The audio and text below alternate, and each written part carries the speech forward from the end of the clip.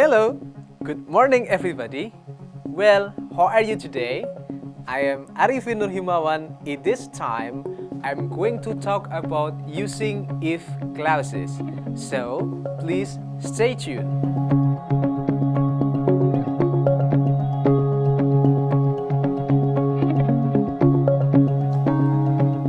In the lesson before, you have learned that adverbial clauses can indicate different meanings, such as reason, purpose, effects, and etc. In this unit of the lesson, you will learn that there is still another types of adverbial clauses.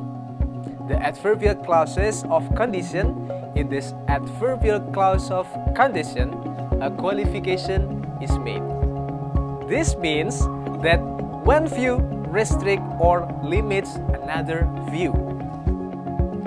Now, study the following sentences. The first, people are willing to work hard only on condition that they get paid well for it. The second, if people know that they will be paid well, they will be quite willing to work hard. And the third, unless people are paid well, they are often unwilling to work hard. All three sentences above impose a condition. The willingness of the people to work hard depends on whether they will be paid well or not. Their willingness to work hard is restricted by whether they will be paid or not. There are some conjunctions used in stating condition, such as if, in case, even if, as long as, provided or providing that, suppose or supposing that, on condition that, and also unless. Conditional clauses usually consist of two types. The first, those in which the result might possibly be carried out, or we can call it as the real condition. And then the second, those in which the result would not be possible or cannot be realized, or we can call it as the unreal condition.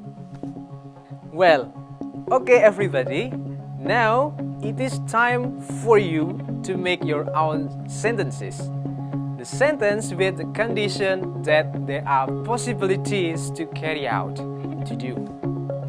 In this section, we will focus on real condition. Statements with real condition show possibility if there is a chance that the condition might or might not be realized. Now, study the following sentences.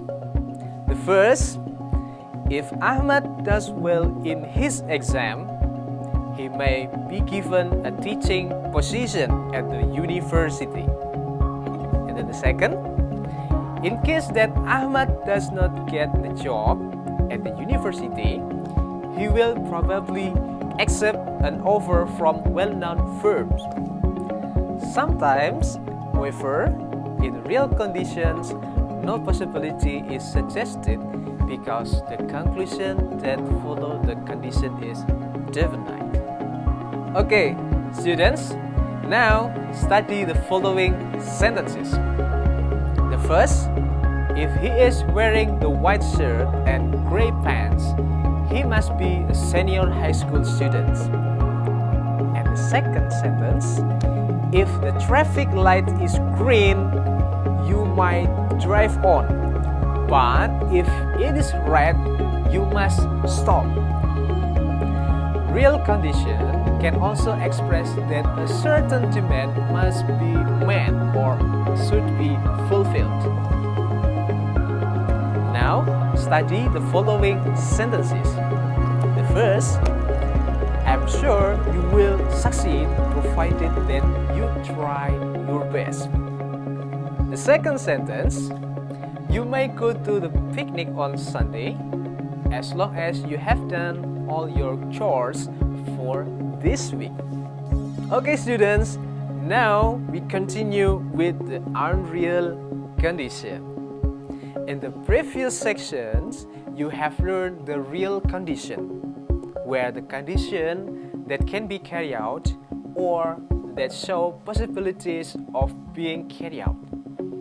In this section, you will learn the unreal condition, where the condition which cannot be realized for the various reasons. Now study the following sentences. The first sentence: if I were Ahmad, I would really try to get into the university. The second sentence: if Jamal were in Ahmad's position, he would probably prefer to work for a private firm. The third sentence: if the prospects of the firm were promising, I would not think twice about joining it. And the fourth sentence: if the firm had sufficient capital, they would already be more successful than they are now. These sentences all impose conditions that cannot be fulfilled. In the first sentence, I could never be Ahmad. Likewise, in the second sentence, Jamal could never be in Ahmad's position. In the third sentence, it is suggested that the firm's prospects are not at all promising. And in the fourth sentence, doubt is cast about the firms having sufficient capital. Unreal condition usually use the conjunction if, but other conjunctions such as suppose and then even if or in the event that can also be used. Okay, my students, now study the following sentences. The first sentence: suppose that we finish our work on time, we still would not be able to go for picnic for the weekend.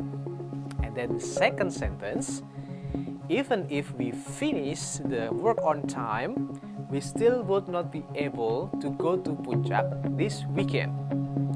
The third sentence: in the event that we finish our work on time, we still would not be able to go camping this weekend. Now, unreal condition use the subjunctive form of the verb to show both present and past times. Notice the verbs in the following sentences. The first: if I had the car, I would drive you home. The second sentence: if there were more of us, we could decorate this hall much faster. The third: if the director were in the town, he would be able to decide on this problem immediately. These sentences all indicate unreal condition in the present times. Now, look at the following sentences. The first: if I had had the car yesterday, I would have brought you home. And then the second sentence: if there had been more of us, we could have decorated the hall much faster. The third: if the director had been in town, we would have been able to decide on this problem immediately. Now, it is time for you to make your own sentence of both present unreal and past unreal condition. Well, my dear student, that was all for today. You have learned about using if clauses. In using if clauses, you may express some activities which might be possible to carry out or activities which cannot be carried out because they are unreal. Well, everybody, we will meet again with the next video lesson.